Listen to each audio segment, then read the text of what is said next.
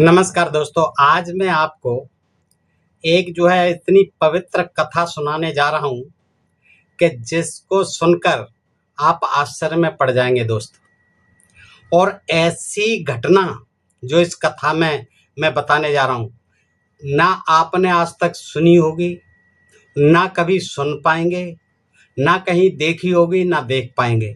और आप ही नहीं, पूरे विश्व में कोई भी ऐसी घटना को कभी न देखा है और न देख पाएगा, न सुना है, न सुन पाएगा दोस्तों। और ये जो है घटना ऐसी है कि जो हमारे संसार में कभी घटित हो ही नहीं सकती दोस्तों। देखिए, आपने सुना होगा और देखा भी है, और हम स्वयं भी प्रमाण हैं कि हम अपनी माँ के उदर से पैदा हुए। और तमाम जीव जो है, मादा जो होती हैं और जो माएँ होती हैं, उन्हीं से पैदा होते हैं, छोटे से छोटे लेकर बड़े से बड़े जीव तक। लेकिन हमारे तथाकथित धर्मशास्त्रों में, जिन्होंने कि ये ब्राह्मणों ने लिखा, जो कि इनमें बड़ा बताते हैं विज्ञान और ज्ञान भरा हुआ है कूट कूट कर, तो दोस्तों ऐसी अवैज्ञानिक, इतनी झूठी, मिथ्या, काल्पनिक, मतलब जिनका कोई सिर पैर नहीं है, ऐसी ऐसी कहानियाँ भरी पड़ी हैं। लेकिन लोग जो है, क्योंकि इनको पढ़ा नहीं है कभी, तो सहज विश्वास कर लेते हैं इन कथा कहानियों पर दोस्तों। वैसे तो आपने देखा होगा कि रामचंद्र जी, लक्ष्मण जी, भरत और शत्रुघ्न खीर खा के पैदा हुए। और ऋग्वेद में और सारे पुराणों में लिखा हुआ है कि ब्रह्मा के मुख से ब्राह्मण, भुजाओं से क्षत्रिय, और जो है जांघों से वैश्य और पैरों से शूद्र पैदा हुए। और इसी तरह से दोस्तों, न केवल राम खीर खा के पैदा हुए, बल्कि साधारण औरतें, साधारण राजा महाराजा भी तमाम जो है यज्ञ के हवन कुंडों से पैदा हो गए। जैसे कि द्रौपदी और उसका भाई धृष्टद्युम्न, वो जो है हवन हो रहा था, यज्ञ हो रहा था, उसके पिता करा रहे थे द्रौपदी जी, और उसमें से निकल पड़े दोस्तों। कोई कहीं द्रोण में से ही निकल पड़ा, कोई कहीं फूस में से ही निकल पड़ा। और इस तरह की चीज़ें हैं इन पुराणों में और इन धर्मशास्त्रों में कि जिनका कोई सिर पैर नहीं है। स्त्रियों के पेट से वृक्ष निकल पड़े, सांप, बिच्छू और बाज पक्षी, ऐसे पक्षी निकल पड़े। तो दोस्तों, ये जो कथा कहानियाँ हैं, ये हमारे धर्मशास्त्रों में ही मुमकिन है। तो दोस्तों, मैं ज़्यादा समय नहीं लेते हुए इस रोचक कथा को, कि देखिए, एक चक्रवर्ती सम्राट जिसका कि नाम आपने सुना होगा, मानदाता कहते हैं, वो देखिए किस तरह से अपने पिता युवनाश्व के, राजा युवनाश्व के पेट से पैदा हुए। तो दोस्तों, ये बड़ी रोचक कहानी है और इसको मैं आपके सामने रखता हूँ। देखिए, ये श्रीमद् देवी भागवत महापुराण द्वितीय खंड है दोस्तों, गीता प्रेस गोरखपुर है, और इसमें सप्तम स्कंद है। कौन सा? सप्तम स्कंद है दोस्तों। और ये जो है 10वां अध्याय है। इससे मैं आपके सामने रखता हूँ, पृष्ठ भी देख लें, 56 है। तो मैं आपको बताता हूँ कि देखिए, क्या असंभव चीज़ें हमारे इन धर्म शास्त्रों में, जिनकी कि ये दुहाई देते हैं कि इनमें बड़ा ज्ञान विज्ञान भरा है। आप भी देख लीजिए दोस्तों कि किस तरह का ज्ञान विज्ञान है। कि देखिए, जन्मे जी कहते हैं कि हे महाभाग व्यास जी, उन महाराज मानधाता के जन्म के विषय में जैसा आपने कहा है, वह तो असंभव सी घटना है। ऐसा नहीं लगता कि पिता की कोख से और कोई बच्चा पैदा हो जाए।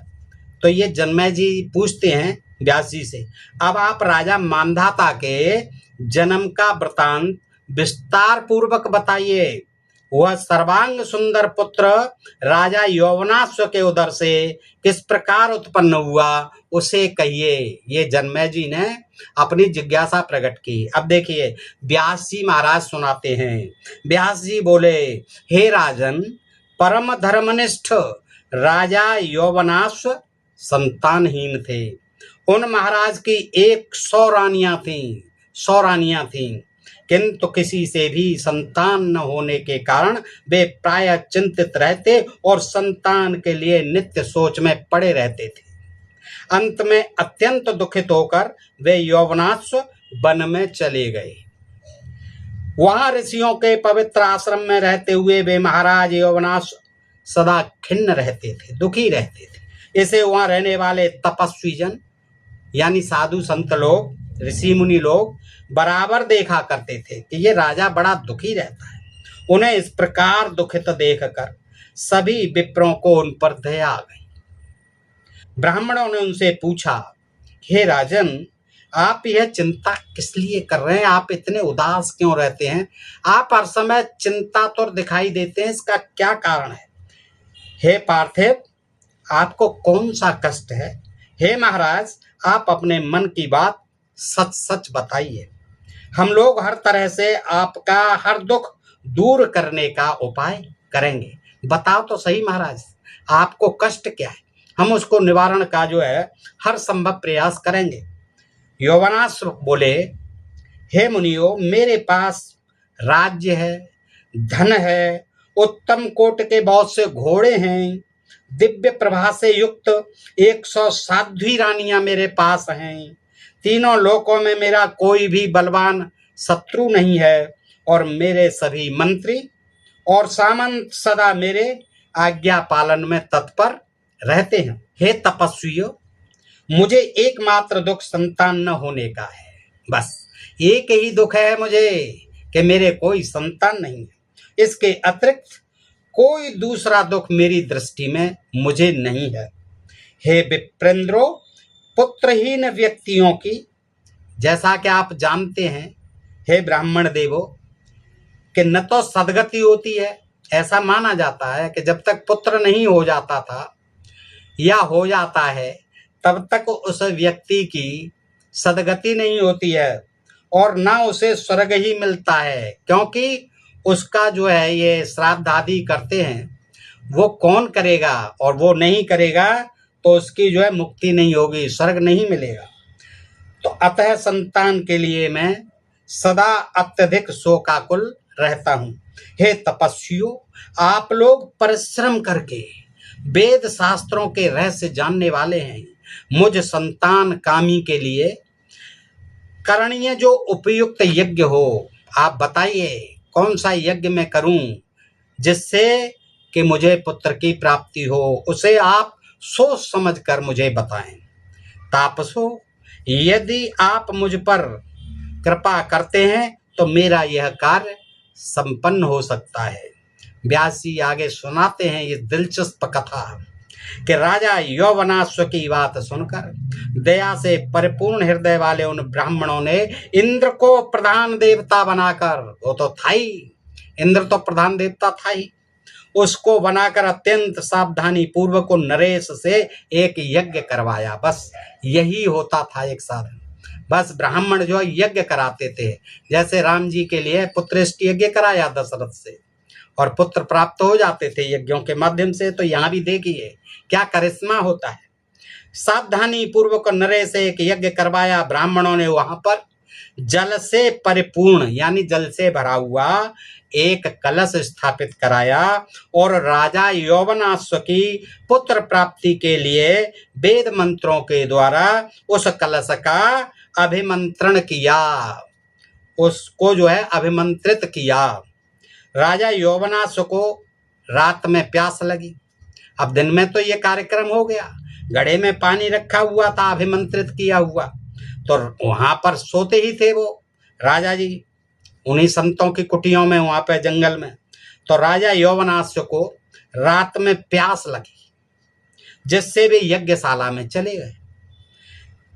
वहां कहीं भी जल न देखकर, ब्राह्मणों को सोता हुआ देखकर उन्होंने कलश वाला अभिमंत्रित जल स्वयं ही पी लिया। अब प्यास तो ऐसी चीज है कि जिस समय लग रही हो तो उस समय तो पानी चाहिए ही चाहिए। इधर जो है सारे ऋषि मुनि सो रहे हैं गहरी नींद में। राजा ने सोचा कि इनको क्या जगाऊं, ये तो बड़े कष्ट की बात हो जाएगी, और उन्होंने क्या किया, बेखटके उस अभिमंत्रित जल को जो कि उस मटके में भरा हुआ था उसको पी लिया। तत्पश्चात कलश को, अब सवेरे जब जगते हैं सभी ऋषि मुनि तो कलश को जल विहीन देखते, अरे यार इसमें तो पानी नहीं है, कहाँ गया इसमें से पानी। ब्राह्मण शंकित हो गए कि भाई ये पानी कहाँ चला गया, ऐसी आशंका करने लगे उन विप्रों ने राजा यौवनाश्व से पूछा कि इस जल को किसने पिया है। स्वयं राजा यौवनाश्व ने जल पिया है। राजा ने कह दिया कि महाराज मैंने पिया है, मुझे प्यास लग रही थी। इस बात को जानकर और दैव सबसे बढ़कर बलवान होता है यह समझकर महर्षियों ने यज्ञ संपन्न किया। यज्ञ तो संपन्न करना ही था, लेकिन उन्हें लग रहा था कि ये तो बड़ी गड़बड़ हो गई, और बाद में भी अपने अपने घर चले गए। तदनंतर मंत्र के प्रभाव से देखिए, अब घड़े के उस पानी का जो मंत्रों से अभिमंत्रित था उसका करिश्मा देखें। तदनंतर मंत्र के प्रभाव से राजा यौवनाश्व ने गर्भ धारण कर लिया। ये देखिए, इस तरह से भी गर्भ धारण हो जाता है कि पानी से ही हो गया, वहां तो खीर से हुआ था, तमाम तरीकों से हुए हैं, लेकिन यहाँ उस घड़े के पानी को पीने से ही राजा यौवनाश्व के गर्भ ठहर गया। ये देखिए।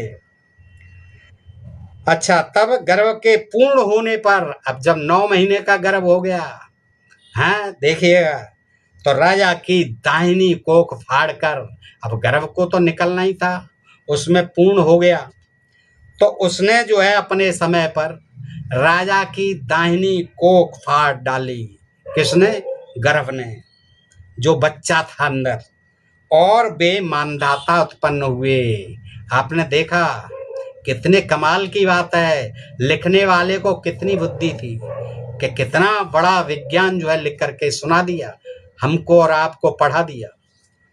राजा के मंत्रियों ने पुत्र को बाहर निकाला। क्या हुआ? राजा के जो मंत्री थे वो भी वहीं रहते थे राजा के पास, पुत्र को बाहर निकाला। अब जो निकल ही आया था कोख फाड़ के, तो फिर कहाँ से बाहर निकाला? खैर, उन्होंने बाहर निकाला। देवताओं की कृपा से राजा यौवनाश्व की मृत्यु नहीं हुई।